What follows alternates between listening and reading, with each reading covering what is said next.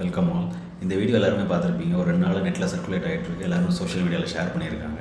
இது என்ன அப்படின்னா, அந்த லேடி வந்து ஐகப் அப்படிங்கிற ஒரு டூல், ஐயை வாஷ் பண்ணுறதுக்கு யூஸ் பண்ணுற டூல். அந்த ஐகப்பில் வந்து ஏர்லி மார்னிங் ஒரு ஃபில் பண்ணி கண்ணை வாஷ் பண்ணுறாங்க.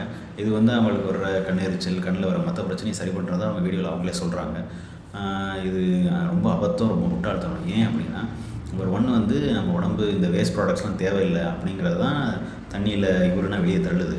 2வது, உடம்புல இருக்கிற வரைக்கும் தான் யூரின் வந்து நான் இன்ஃபெக்ஷியஸ், அதாவது பாக்டீரியா எதுவும் இல்லாமல் இருக்கும்.